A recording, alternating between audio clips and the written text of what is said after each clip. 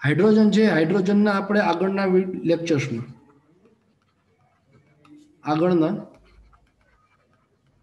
Lecture में hydrogen की प्रस्तावना हाइड्रोजन आवर्त कोष्टक में स्थान आवर्त कोष्टक में स्थान हाइड्रोजन समस्थानिको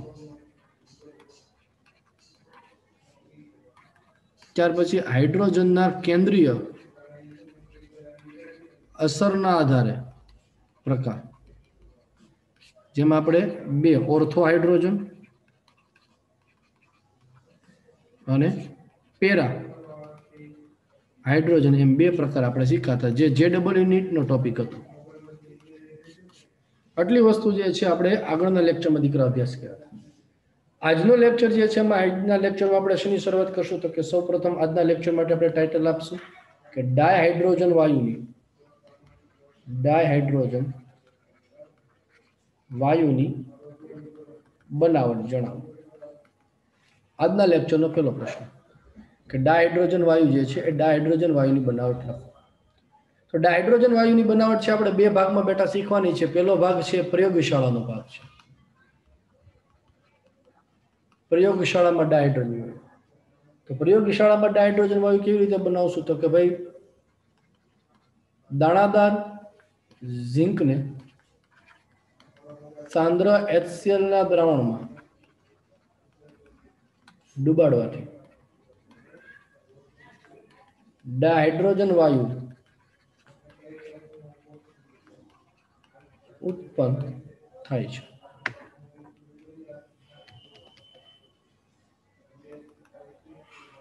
दाणादार झिंक ना सांद्र HCl ना द्रावण में डुबाडवा प्रक्रिया ने जो आपणे बेटा जोईए तो Zn solid plus HCl HCl નું જલીય દ્રાવણ છે એટલે બનાવશે એમાંથી ZnCl2 પ્લસ ડાયહાઇડ્રોજન વાયુ ઇવોપરેટ થશે। અહીંયા તમે સાંદ્ર HCl ના અથવામાં સાંદ્ર H2SO4 પણ તમે લઈ શકો છો પણ HNO3 નહીં લઈ શકાય યાદ રાખજો। નાઇટ્રિક એસિડ નહીં ચાલે। हाइड्रोक्लोरिक एसिड दीकरा अथवा तो सल्फ्यूरिक एसिड बेज एसिड तमे वापरी शकशो। धारो के तमे H2SO4 ल्यो छो Zn solid प्लस H2SO4 तो बनावशे ZnSO4 प्लस डायहाइड्रोजन वायु इवोपरेट थाय छे।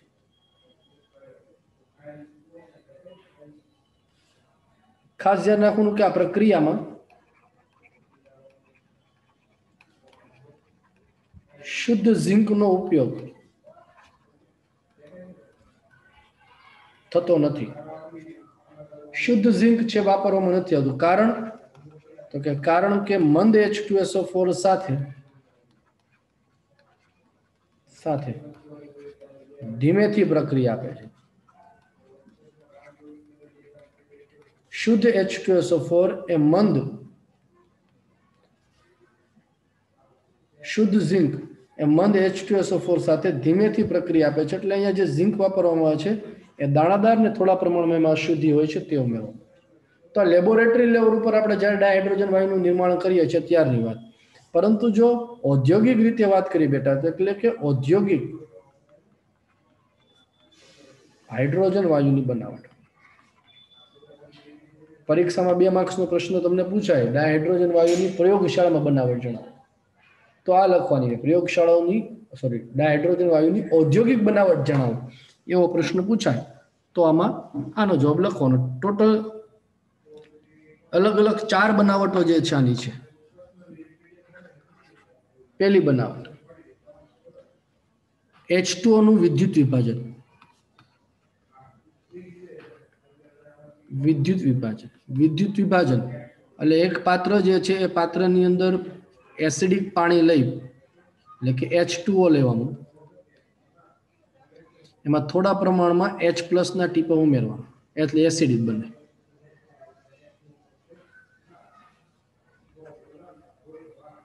H+ છે થોડા પ્રમાણમાં એમાં ઉમેરી દેવાનું।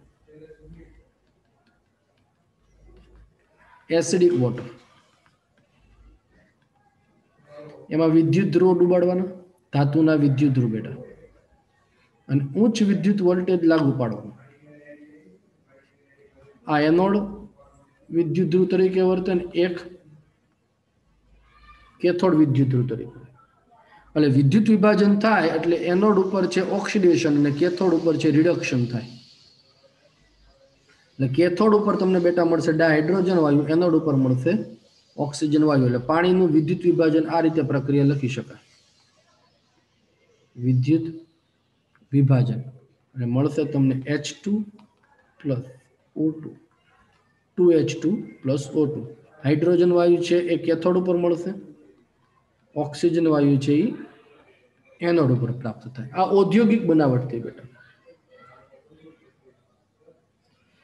બીજી બનાવટ તો કે ભાઈ નિકલ પ્લેટિનિયમ વડે નિકલના વિદ્યુત ધ્રુવો વડે ગરમ બેરિયમ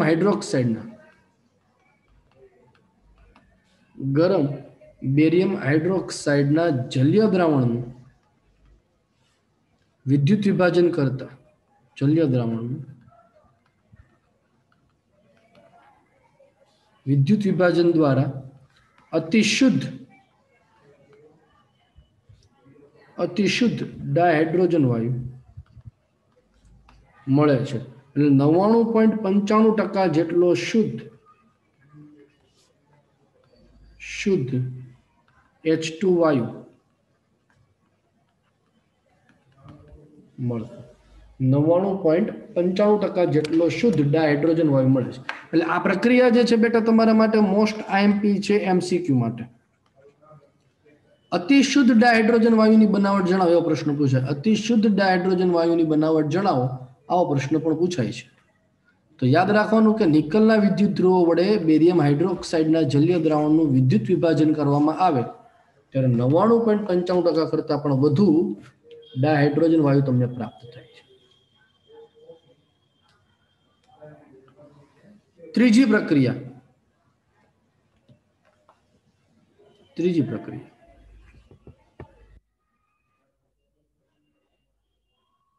બ્રાઇન વોટરના વિદ્યુત વિભાજન. બ્રાઇનના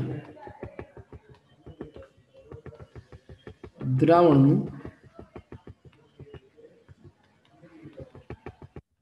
વિદ્યુત વિભાજન. બ્રાઇન વોટર એટલે શું બેટા? તો કે ક્ષાર વાળું દરિયાના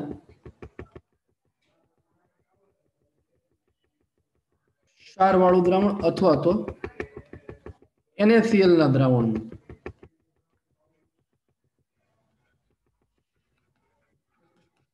વિદ્યુત વિભાજન.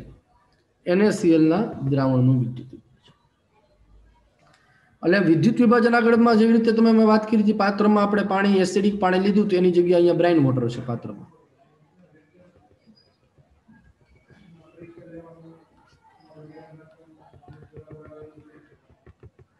બ્રાઇન વોટર એટલે કે NaCl નું જલીય દ્રાવણ. પ્લેટિનિયમના વિદ્યુત ધ્રુવો હોય,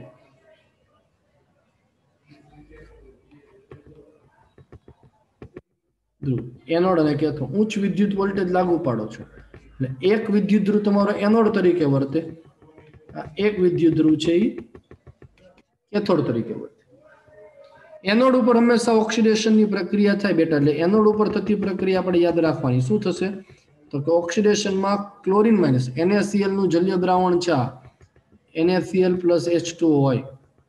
એટલે આમાંથી NaCl માંથી Cl-1 છે એ ઓક્સિડેશન અનુભવે ક્લોરીન વાયુ પ્રાપ્ત થાય, 2 ઇલેક્ટ્રોન મુક્ત કરેલ. એનોડ ઉપર તમને અહીંયાથી ક્લોરીન વાયુના બબલ્સ જોવા મળે. આમાં ક્લોરીન વાયુના બબલ્સ જોવા મળે. ક્લોરીન વાયુ જ્યારે કેથોડ ઉપર રિડક્શન જ્યારે થાય ત્યારે કેથોડ ઉપર પાણીનું રિડક્શન થશે બેટા. એટલે ટ્વાઇસ H2O 2 ઇલેક્ટ્રોન મેળવશે, H2 વાયુ પ્રાપ્ત થશે અને OH-1 દ્રાવણમાં રહેશે. એટલે પાણીનું વિદ્યુત વિભાજન થાય, અહીંયા તમને ડાયહાઇડ્રોજન વાયુ પ્રાપ્ત થાય. એટલે દ્રાવણમાં છેલ્લે શું રહી જશે? જો NaCl હતું એમાંથી Cl જતો રહ્યો, H2O હતું એમાંથી સોરી પાણીનું અણુ હતું એમાંથી H2 જતો રહ્યો, OH દ્રાવણમાં રહ્યો. તો દ્રાવણમાં બાકી કોણ હતું? Na+ અને OH-, એટલે દ્રાવણના અંતે એમાંથી NaOH મળે.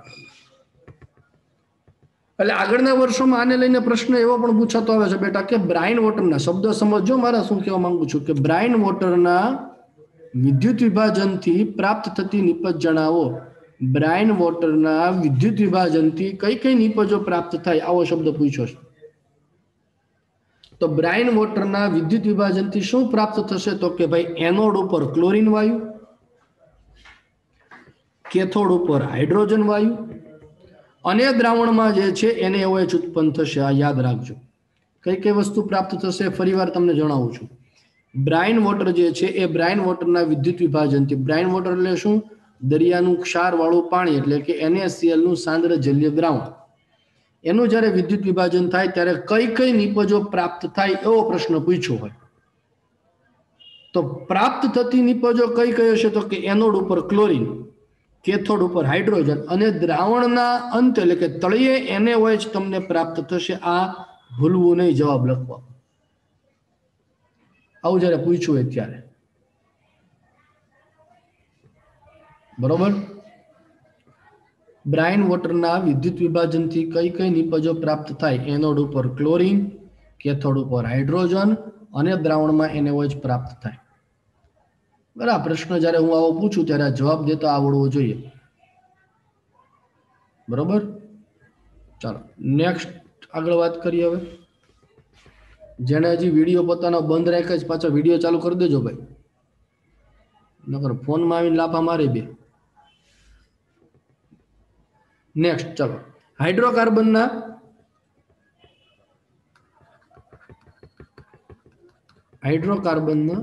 દહનની પ્રક્રિયા. હાઇડ્રોકાર્બનના દહનની પ્રક્રિયા. CnH2n+2 આલ્કેનનું સામાન્ય સૂત્ર થયું કહેવાય. આલ્કેન આલ્કેનનું ઊંચા તાપમાને ઉદ્દીપકની હાજરીમાં, યોગ્ય ઉદ્દીપકની હાજરીમાં, નિકલ ઉદ્દીપકની હાજરીમાં 1270 કેલ્વિન તાપમાન, ઊંચા તાપમાને તમે જ્યારે ગરમ કરો બરાબર ત્યારે દહનની પ્રક્રિયા જે છે થાય, એટલે એમાંથી carbon monoxide plus 2n+1 dihydrogen વાયુ પ્રાપ્ત થાય. દાખલા તરીકે આ મોસ્ટ IMP પ્રક્રિયા છે, યાદ રાખજો બેટા. મોસ્ટ IMP છે, MCQ as well as theory, MCQ plus theory. આવનારી, જો જાહેરમાં ખાનગી વાત કહું છું બેટા, આવનારી પરીક્ષામાં આ ચેપ્ટરમાંથી આ પ્રશ્ન પૂછાશે જ. જાહેરમાં ખાનગી વાત, પેપર ફોડી દઉં છું. કયો પેપર ફોડ્યું? પ્રશ્ન ફોડ્યો મેં. આ અત્યારે જે રનિંગ પ્રશ્ન છે તે હાઇડ્રોકાર્બનના દહનની પ્રક્રિયા આવનારી પરીક્ષામાં પૂછાશે જ, થિયોરિટિકલ. એટલે મોસ્ટ IMP પ્રશ્ન છે, ધ્યાન રાખજો. ચાલો, તો હાઇડ્રોકાર્બન જે છે, હાઇડ્રોકાર્બનનું દહન જ્યારે થાય બરોબર, દાખલા તરીકે હાઇડ્રોકાર્બન તરીકે લીધો છે મિથેન વાયુ. મિથેનનું પાણીની વરાળ સાથે ગરમ કાર્ય કરવામાં આવે, જ્યારે પાણીની વરાળ સાથે ઊંચા તાપમાને 1270 કેલ્વિન તાપમાન નિકલ ઉદ્દીપકની હાજરીમાં, ત્યારે એમાંથી કાર્બન મોનોક્સાઇડ પ્લસ ડાયહાઇડ્રોજન વાયુ મળે છે બેટા. Carbon monoxide plus hydrogen. યાદ રાખજો, જાહેરમાં ખાનગી વાત, મોસ્ટ IMP કાળું કરીને લખું છું. કાર્બન મોનોક્સાઇડ અને હાઇડ્રોજનના 1:1 મિશ્રણને જળવાયુ કહેવાય છે. કાર્બન મોનોક્સાઇડ અને ડાયહાઇડ્રોજન વાયુના 1:1 મિશ્રણને જળવાયુ તરીકે ઓળખવામાં આવે છે. બરોબર છે. તો તમને પરીક્ષામાં ઊંધો પણ પ્રશ્ન પૂછાય દીકરા કે જળવાયુની બનાવટ જણાવો, આવો પ્રશ્ન પૂછાય. જળવાયુની બનાવટ પ્રશ્ન પૂછાય તો જળવાયુનો બનાવટ પ્રશ્ન પૂછાય તો પણ આપણે તો ત્યારે આ જ જવાબ લખવાનો છે જે સ્ક્રીન ઉપર તમને દેખાય છે હવે વાત કરીએ જળવાયુનો ઉપયોગ. હવે વાત આપણે કરીએ જળવાયુનો ઉપયોગ. એટલે પ્રશ્નમાં પાછો બીજો પ્રશ્ન તૈયાર થાય છે દીકરા, બરોબર? પ્રશ્નમાં જે છે પાછો બીજો પ્રશ્ન તમને તૈયાર થાય છે.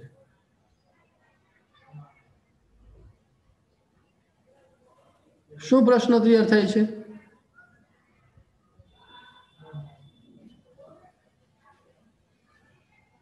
કે જળવાયુ જે છે એ જળવાયુની બનાવટ જણાવો. હવે વાત કરીએ જળવાયુનો ઉપયોગ લખો. જળવાયુનો ઉપયોગ.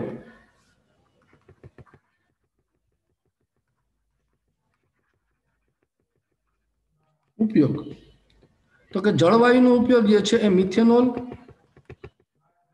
અને તેની જેવા અન્ય હાઇડ્રોકાર્બનના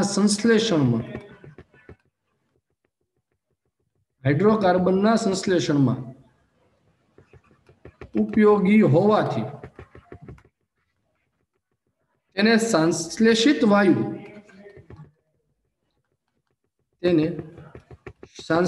વાયુ અથવા સિનગેસ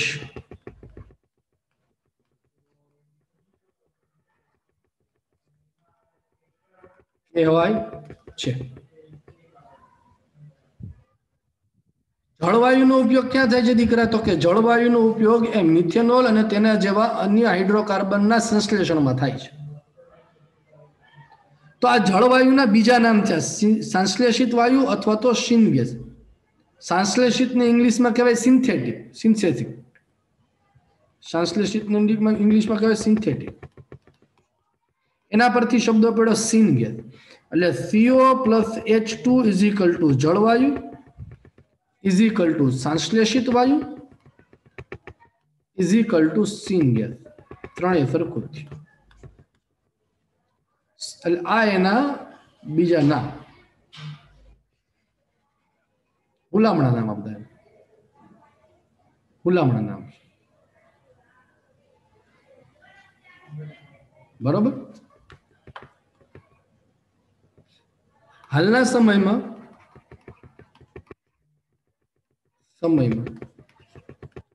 આ સિનગેસ એ સુએજ લાકડાના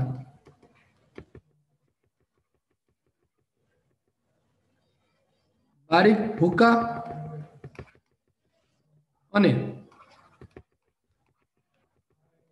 સમાચાર પત્રના કાગળમાંથી બનાવે છે. અત્યારના સમયમાં સિનગેસ જે છે એ સુએજ લાકડા જે હોય એ સુએજ લાકડામાંથી અને સમાચાર પત્રના કાગળમાંથી બનાવવામાં આવે છે. નેક્સ્ટ, કોલસામાંથી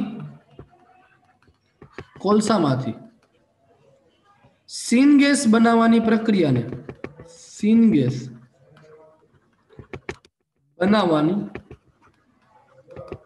પ્રક્રિયાને કોલ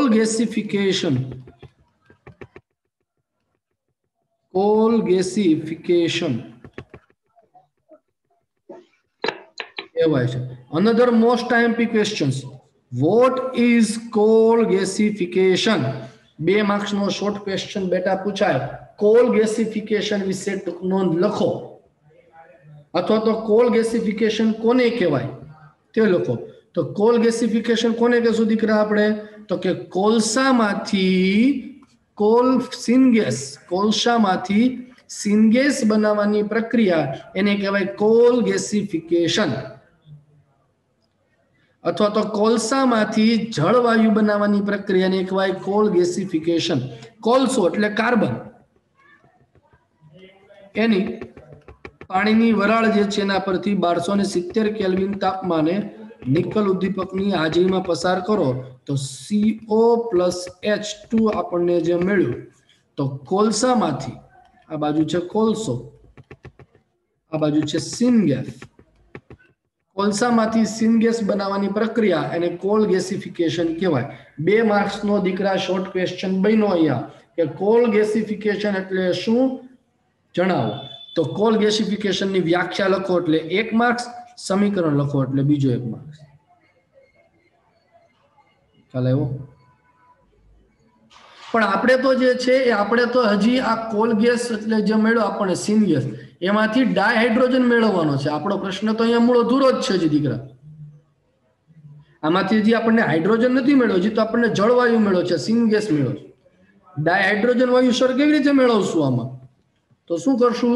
તો કે ભાઈ જળવાયુ જે છે એ જળવાયુ અથવા તો સીન ગેસ, જળવાયુ અથવા તો સીન ગેસની આયન ક્રોમેટ, આયન ક્રોમેટ ઉદ્દીપકની હાજરીમાં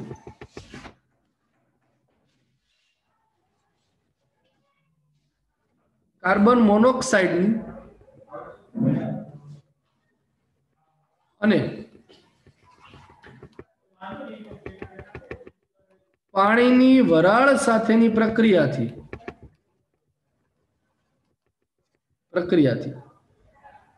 ડાયહાઇડ્રોજન વાયુ ઉત્પન્ન થાય છે. સિનગેસનું જે મિશ્રણ હોય એ સિનગેસના મિશ્રણમાંથી કાર્બન મોનોક્સાઇડ અને પાણીની વરાળ CO પ્લસ H2O 673 કેલ્વિન તાપમાન અને આયન ક્રોમેટનું સૂત્ર FeCrO4 ઉદ્દીપકની હાજરીમાં પ્રક્રિયા કરો એટલે કાર્બન મોનોક્સાઇડ જે બેટા કન્વર્ટ થઈ જશે કાર્બન ડાયોક્સાઇડમાં અને હાઇડ્રોજન વાયુ તમને પ્રાપ્ત થશે. શું શબ્દો છે ધ્યાન આપો. સિનગેસ જે છે એ સિનગેસનો મિશ્રણમાંથી માત્ર કાર્બન મોનોક્સાઇડ એ પાણીની વરાળ સાથે પ્રક્રિયા કરશે. કાર્બન મોનોક્સાઇડ પાણીની વરાળ સાથે પ્રક્રિયા કરે એટલે કાર્બન ડાયોક્સાઇડ તમારો મળે અને ડાયહાઇડ્રોજન વાયુ છે એઝ ઇટ ઇઝ તમારો વાયુ અવસ્થામાં તમને પ્રાપ્ત થાય છે. તો તમને જે મિક્સચર મળ્યું બેટા વાયુનું, એ બે વાયુનું મિક્સચર મળ્યું. કયો વાયુ મિક્સચર મળ્યો? કાર્બન ડાયોક્સાઇડ અને હાઇડ્રોજન. પેલા શું કર્યું દીકરા? તો કે સિનગેસમાં કાર્બન મોનોક્સાઇડ છે એનું કન્વર્ટ કર્યું કાર્બન ડાયોક્સાઇડમાં. હવે આ કાર્બન ડાયોક્સાઇડને દૂર કેવી રીતે કરવો? તો કે આ જળવાયુના મિશ્રણ છે, તો આ જે મિશ્રણ છે આ વાયુના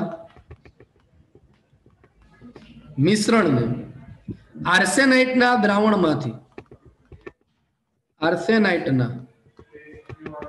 દ્રાવણમાંથી પસાર કરતા CO2 વાયુ દૂર થાય છે. CO2 વાયુ દૂર થાય છે એટલે કાર્બન ડાયોક્સાઇડ વાયુ તમારો દૂર થયો, ડાયહાઇડ્રોજન વાયુ મળી ગયો. બરોબર. તો આપણે પ્રશ્ન આપણો જે હતો એ સ્ટાર્ટિંગ પ્રશ્ન હતો હાઇડ્રોકાર્બનના દહનની પ્રક્રિયા. હાઇડ્રોકાર્બનના દહનથી તો હાઇડ્રોકાર્બનની વરાળ સાથેની પ્રક્રિયાથી હાઇડ્રોજન વાયુ મેળવવો, આવો પ્રશ્ન હતો. તો આ પ્રશ્ન જ્યારે તમારે પૂછાય તો તમને આ સ્લાઇડ નંબર 1 દેખાય છે, 1, આ 2, આ 3 અને આ ચોથી સ્લાઇડ. આ 4 સ્લાઇડ જવાબ લખવાનો. 3 માર્ક્સનો લોંગ ક્વેશ્ચન બેટા બન્યો તમારો. 3 માર્ક્સનો લોંગ ક્વેશ્ચન. એના પેટા પ્રશ્ન કયા કયા તમારી સામે મૂક્યા?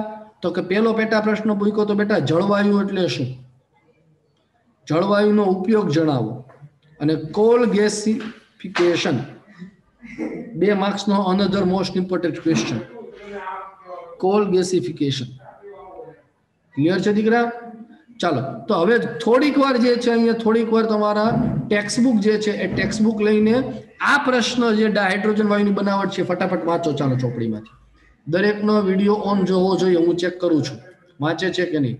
ટેક્સ્ટબુકમાંથી છે આ પ્રશ્ન, ફટાફટ દીકરા વાંચી જાવ. એકવાર ન ખબર પડી હોય ત્યાં જોઈ જજો એકવાર.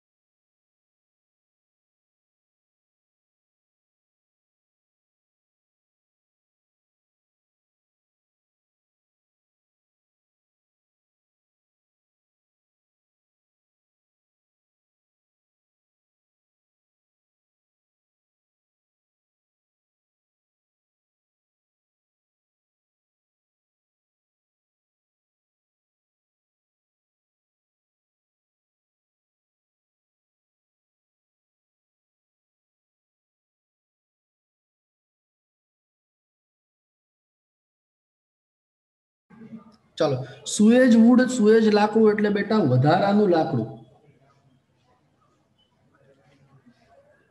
જેનો ઉપયોગ બહુ ન થતો હોય તેવું.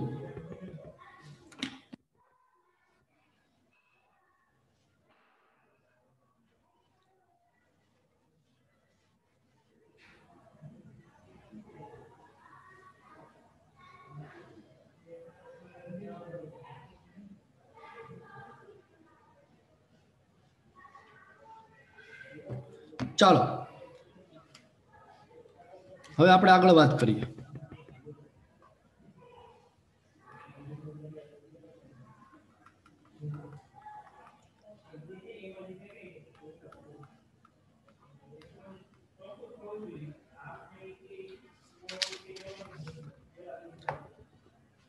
હાલના સમયમાં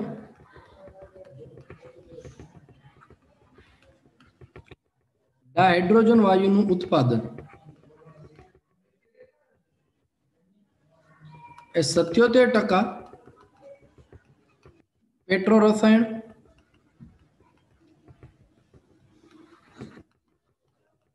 18% કોલસામાંથી,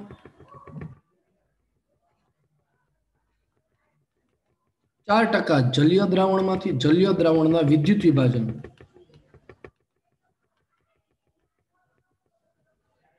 અને 1% કોઈ અન્ય રીત જે હોય ઉત્પન્ન કરો. એટલે મોટા ભાગનો ડાયહાઇડ્રોજન વાયુ છે બેટા પેટ્રો રસાયણોમાંથી મળે. પેટ્રો રસાયણ એટલે શું? તો કે પેટ્રો રસાયણ જે છે, પેટ્રોલ, ડીઝલ એ બધા જે મેળવવામાં આવે, મિથેન, ઇથેન બધા વાયુ એ બધા પેટ્રો રસાયણો કહેવાય. તેમાંથી જે છે મોટા ભાગે મેળવવામાં આવે છે. બરોબર છે? તો આ એક આપણે યાદ રાખવાના, MCQ માટે આ મૂલ્ય યાદ રાખશો. ત્યાર પછી ડાયહાઇડ્રોજન વાયુ જે છે એના ભૌતિક ગુણધર્મો. ડાયહાઇડ્રોજન વાયુના ભૌતિક ગુણધર્મો. તો કે ડાયહાઇડ્રોજન વાયુ જે છે એ રંગવિહીન, ગંધવિહીન અને સ્વાદવિહીન છે. રંગવિહીન, ગંધવિહીન અને સ્વાદહીન. હવા કરતા હલકો, વજનમાં હળવો છે, પાણીમાં અલ્પ દ્રાવ્ય, દહનશીલ વાયુ એટલે જેને સળગાવી શકાય એવો વાયુ, બિનઝેરી વાયુ,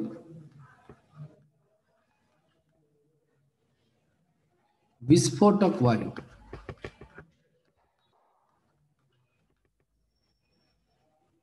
બરોબર. તો આ એના બધા જુદા જુદા ભૌતિક ગુણધર્મો છે જે એટલા બધા અગત્યના નથી. ખ્યાલ આવ્યો? હવે આપણે જે છે ખાસ વાત કરવાની છે નેક્સ્ટ, એ છે ડાયહાઇડ્રોજન વાયુના રાસાયણિક ગુણધર્મો. H2 વાયુના રાસાયણિક ગુણધર્મો. ડાયહાઇડ્રોજન અણુની જો વાત કરીએ આપણે, તો ડાયહાઇડ્રોજન અણુમાં હાઇડ્રોજન હાઇડ્રોજન બે પરમાણુ એકબીજા સાથે બંધની ભાગીદારી કરીને જોડાયેલા છે. આ ડાયહાઇડ્રોજન વાયુને તમે જ્યારે દીકરા 2000 કેલ્વિન જેટલા ઊંચા ટેમ્પરેચરે ગરમ કરો ત્યારે આમાંથી માત્ર 0.081% જ H2 અણુનું વિઘટન થાય છે. 0.081% જ અણુનું વિઘટન થાય 2000 કેલ્વિન જેટલા ઊંચા તાપમાન. અને તમે જ્યારે હજી ટેમ્પરેચરને ઊંચું લઈ જાઓ ને 5000 કેલ્વિને લઈ જાઓ છો દીકરા, ત્યારે 95% જેટલું વિઘટન થાય છે. એટલે તમે સમજી શકો કે હાઇડ્રોજન હાઇડ્રોજન એકબીજા સાથે કેટલી પ્રબળતાથી જોડાયેલું છે.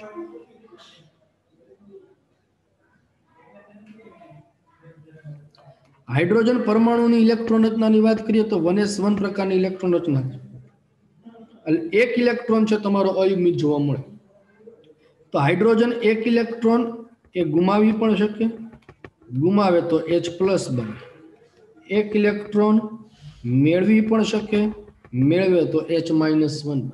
અને ભાગીદારી કરીને સહસંયોજક બંધ,